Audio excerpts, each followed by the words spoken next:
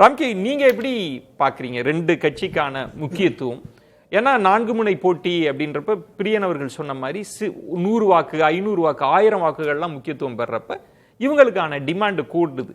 ஒன்று கூட்டணியில சேர்த்து ஜெயிக்கலாம், தனிச்சு நிக்க வச்சு ஜெயிக்க வைக்கலாம், இப்படி பல்வேறு விஷயங்கள்லாம் இருக்குல்ல. நீங்க எப்படி புரிஞ்சுக்கிறீங்க? அவ்வளோ ஆப்ஷன்லாம் இவங்க 2 பேருக்கு இருக்கதா நான் பார்க்கல. அப்படியா? தேமுதிகவுக்கு 2 ஆப்ஷன் தான் இருக்குது. அது அவங்க சொல்ல மாதிரி பிரேமலதா அவர்கள் வந்து 2 இடங்களில் சூரத்தாங்கையை உடைக்கிறார், அது 2ஆக பிளவுபடுது. ஸோ அதை வச்சு விஜயபுரபார் என்ன சொல்கிறாருன்னா, எய்தர் திமுக கூட்டணி அதிமுக கூட்டணி 2 இடம் தான், வேறு ஆப்ஷன் 2 ஆப்ஷன் தான். அப்படி தான் நீங்கள் ஒருவேளை அந்த சூரத்தேங்காய் 3 உடஞ்சிதுன்னா 3 ஆப்ஷனா நீங்க கேட்காது, எனக்கு விளக்கம் தெரியாது. விஜயபிரபாரன் பொதுவா சூரத்தேங்கான்றது சுக்குநூறா செதறதுக்கு இருக்கணும்னா நம்ம அருவா வச்சுதான் சொல்றீங்க. எனக்கு என்ன லாஜிக்ல அவர் சொல்றாருன்னு தெரியல. சூரத்தேங்கான்னா அது சுக்குநூறா செதறணும், அதுக்கேற்ற மாதிரி நம்ம அடிப்போம். ஆமா, ஆனா அவர் 2 இடங்கள்ல உடைக்கும் போது 2 ஆப்ஷன் என்ன கணக்குல 2 ஆப்ஷன் என்ன வைக்கிறாங்க? 2 ஆப்ஷன் இருவரும் கட்சிகள் தலைமையில அதிமுக தான் வைக்கிறாங்க. திமுக அதிமுக அப்படிதான் அவர் சொல்லுவதா நான் புரிஞ்சுக்கிறேன். வேற ஆப்ஷன் ரவீந்திரன் துரைசாமி அவர்கள் சொன்னாங்கல்ல, முன்பு நம்ம ஏமாத்துட்டோம், சாணக்கியன் சத்திரியன் உதாரணங்கள்லாம் சொல்றாங்கல்ல, முன்பு நம்ம ஏமாற்றப்பட்டுட்டோம், இந்த முறை நம்ம நிதானமா இருக்கணும்னா அதன் பொருள் என்ன? அந்த இடத்துல தான் ரவீந்திரன் சார் சொல்றாங்க, ஏடிஎம்கே இல்ல, ஏடிஎம்கே நமக்கு பலன் தராதுன்ற இடத்துக்கு போயிட்டு அவங்க திமுகவை தான் அவங்களும் நோக்குறாங்க, திமுகவும் அவங்க வந்தா நல்லதுன்னு நினைக்கிறாங்க. அப்படி இல்லை சார், நான் எப்படி டிகோட் பண்ணேன்னா 2 தரப்புல இருந்து ஆஃபர் வந்துருச்சு. இந்த முறை வந்து நாங்க சாணக்கியா இருப்போம்னா 2 ஆஃபர்ல ஏதாவது 2 ஆஃபர்ல ஒரு ஆஃபரை செலக்ட் பண்ணிடுவோம், நாங்க டிலே பண்ண மாட்டோம் அப்படின்னு சொல்றதுதான். அது வந்து நீ இப்ப வர்ற புது யங் ஜெனரேஷன் வந்து ஜாப் ஆஃபர் கொடுத்தா ஒரு ஆஃபர் நம்பி இருக்கிறது கிடையாது, இன்னொரு ஆஃபர் தேடுவாங்க. 2 ஆஃபரையும் வச்சுட்டு 2ல எது பெஸ்ட் அப்படிப்பாங்க. சோ அது போன்றதுதான். அவரே என்ன சொல்ற, நாங்க தேர்தல் எந்த கட்சியோட கூட்டணி முடிவு செய்து விட்டோம், ஆனா நான் அறிவிக்கல. அப்ப அது பிரியன் அவர்கள் சொல்ற மாதிரி அந்த செய்தியே கசிந்தது. எல்லா மாவட்ட செயலாளர்கள் பெரும்பாலானோர் திமுகவுக்கு தான் விரும்பினாங்க. அது கசிந்த செய்தி தான், நமக்கு அதுக்கு ஊர்ஜிதப்படுத்த முடியல. நீங்க பெஸ்ட் ஆஃபர் அப்படின்னு சொன்னீங்கன்னா பல காலமாகவே தேமுதிக கேட்கறது ராஜ்யசபா தான், தொடர்ந்து அதை வலியுறுத்திக்கிட்டே இருக்கிறாங்க. அதிமுக அணியால அதை ஆஃபர் பண்ண முடியாத சூழல் அங்க இருக்கு. ஆனா திமுக நினைச்சா கொடுக்கலாம், 4ல் 1 கொடுக்கலாம்னா எந்த பெஸ்ட் ஆஃபர் எடுக்க? நீங்க ரொம்ப சிம்பிளா ஆஃபர் ரொம்ப டிகோட் பண்ணீங்க. அதுல நிறைய ஆஃபர் இருக்கலாம், பேக்கேஜ் ஆஃபர் தான் ஆக்சுவலா. அதுல இது ஒரு பார்ட்டா இருக்கலாம். ஆனா நீங்க பாருங்க, ராஜ்யசபா எம்பியை விட்டுருங்க, விருதுநகர்ல அப்படியே கையில வந்தது ஒரு வாய்ப்பு, அருமையான ஒரு வாய்ப்பு. இவர் நேரடியாக எம்பியா தேர்ந்தெடுப்புகள் நிறைய வாய்ப்பு வந்தது. ஸோ அந்த வாய்ப்பு பறி போனதுக்கு காரணம் என்ன? அவர் வந்து விஜயபுரபாரன் காங்கிரஸ் குறை சொல்றாரு, காங்கிரஸோட உள்ளடி வேலைகள் அதெல்லாம் சொல்றாரு. ஆனா அந்த வாய்ப்பு பறி போனது பாஜக தான் காரணம். இந்த ராதிகா சரத்குமார் ஒழிப்புல இந்த வாட்டு காங்கிரஸ் நேரடியா மோதிச்சு, உள்ளடி வேலை யாரு பார்த்தாங்கன்னு நேரடியா மோதினாங்க. இல்ல நேரடியா மோதினாலும் அவர் என்ன நினைக்கிறாருன்னா, தான் தோற்று போனதற்கு காங்கிரஸ் தான் காரணம் நினைக்கிறாரு. நான் என்ன சொல்றேன்னா, நீங்க உங்களுக்கு தேவை அன்னைக்கு 6000 வாக்குகள் தான். ஆனா ராதிகா சரத்குமார் பற்ற வாக்குகள் 1,66,000 வாக்குகள். அதுல இருந்து ஒரு 6000 வாக்குகள் இவர் கிடைச்சிருந்தா கூட இவர் இன்னைக்கு எம்பியா இருந்திருப்பாரு, விருதுநகரோட எம்பியா இருந்திருப்பாரு. சோ அதனால நீங்க இங்க கூட்டணிங்கிறது முக்கியம். அப்ப என்னன்னா அர்த்தம்னா, நீங்க சொல்றதுலயே அதற்கான பதில் இருக்கு. அந்த அணிக்குள்ளேயே வாக்குகள் சரியா அவங்களுக்கு வரலன்ற அவங்க தேமுதிக அதிமுக கூட்டணியில இருந்து நான் என்ன சொல்றேன், அன்னைக்கு ஒரு விஜயகாந்த் மீதான ஒரு அனுதாபாலை இருக்கு. சோ நீங்க சொல்லுவது அது என்டிஏவா வரப்ப வந்து அட்வான்டேஜ் இருக்குன்றீங்க, பாஜகவும் உள்ளுக்கு வந்ததுனால அட்வான்டேஜ் இருக்குன்னு. இவங்க வந்து நியூட்ரல் பார்ட்டி.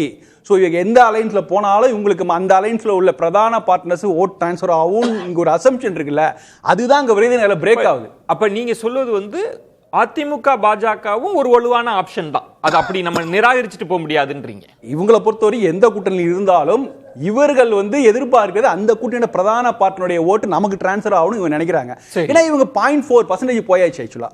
ஸோ அதனால என்னை பொறுத்த வரைக்கும் இந்த ஜாப் ஆஃபர், இந்த ஆஃபர்ல வந்து பெரிய அளவுக்கு எங்களுக்கு இடங்கள் வேணும், அது வேணுங்கிற மாதிரியான ஒரு விஷயம் இருக்காது. என்னன்னா ராம்கி, நம்ம எங்க இப்போ எலெக்ஷன்ன்றது ரொம்ப மைக்ரோ லெவல்ல போயிடுச்சு.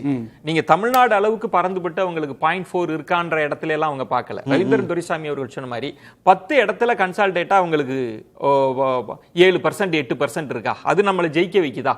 அதனால அவங்களுக்கு இப்போ ஓவரால் பெர்செப்ஷனே கிடையாது, அப்படி கூட்டணிக்கு அழைக்கிறதே கிடையாது. இல்ல அந்த மாதிரியான பார்ட்டி தான் இது. இப்போ ஓவரால் பெர்செப்ஷன் நீங்க பாத்தீங்கன்னா பார்ட்டி தான். தேமுதிக வந்ததுனால 24ல நீங்க பாத்தீங்கன்னா அதிமுகவுக்கு எத்தனை தொகுதிகள்ல சாதகமா இருக்கு? நீங்க 0.4 எப்படி ஒதுக்கு? இல்ல நீங்க அந்த ஓட் பர்சன்ட் பாக்குறீங்க. ஆனா ஓவரால் பெர்செப்ஷன்ல அதிமுக கூட்டணிக்கு வந்து தேமுதிகங்கிறது ஒரு வலுவான பார்ட்னர். நீங்க அந்த தேர்தல் பணி களத்தில் வேலை செய்யறாங்கல்ல, அந்த பணியாற்றுவதற்கு மாநில அளவுல அறிமுகமான ஒரு கட்சி ஒன்று வேணும்.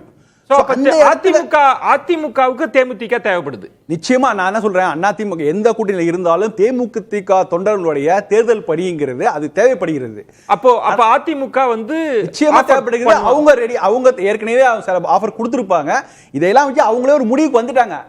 அவங்க என்ன ரிசல்ட்டை ஏன் ஹோல்ட் பண்ணிருக்காங்கன்னா இதை விட பெட்டரான ஆஃபர் ஏதாவது வருமா, வேற யாரும் கொடுக்க முடியும்? ரெண்டு தரப்புமே ஆஃபர் கொடுத்ததா நான் பாக்குறேன். அதனாலதான் வந்து சூரத்தங்க ரெண்டா உடஞ்சி நான் சொல்றாருல, ரெண்டு தரப்புமே ஆஃபர் கொடுத்துட்டு இதுல ஏதாவது ஒரு அப்டேட்டட் ஆஃபர் கிடைக்குமான்னு நம்ம பாக்குறதா நம்ம மாநாட்டுல ரொம்ப கோபப்பட்டாங்க.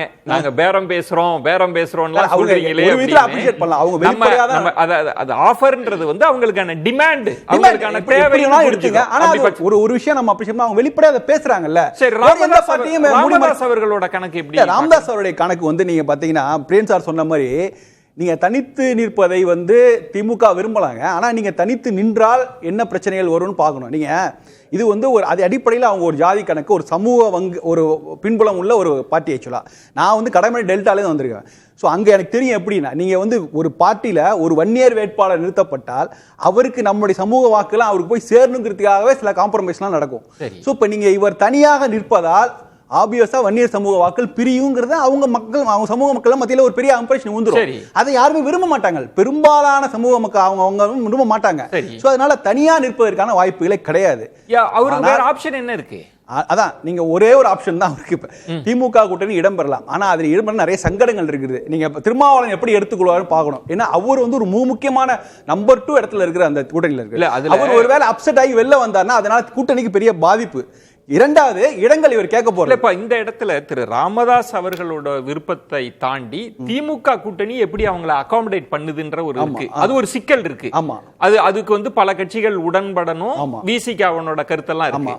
அப்ப ராமதாஸ் அவர்களுக்கு இருக்கிற ஆப்ஷன்றது ஒன்னு தாவேகா இருக்கு, இல்லாட்டி தனித்து. இந்த ரெண்டு ஆப்ஷன் தாண்டி என்ன இருக்கு? ஒருவேளை திருமாவளவர்களை உடன்பட்டால், அவர் எங்களுக்கு சீனியர் ஆக்சுவலா, அவர் ஆரம்ப காலத்தில் நாங்கள் ஒன்றாக இணைந்து எங்களுக்கு வந்து எந்த ஆப்ஷன்களும் சொன்னா கூட இடங்களை பகிர்ந்து கொள்ள சிக்கல் இருக்கும். ஒருவேளை சீனியர் ராமதாஸ் என்ன எதிர்பார்ப்பாருன்னா, அங்க ஒரு 17 இடங்கள் அன்புமணி கிடைத்தால் அதுக்கு இணையாக எனக்கு வேணும்னு எதிர்பார்ப்பார்ல.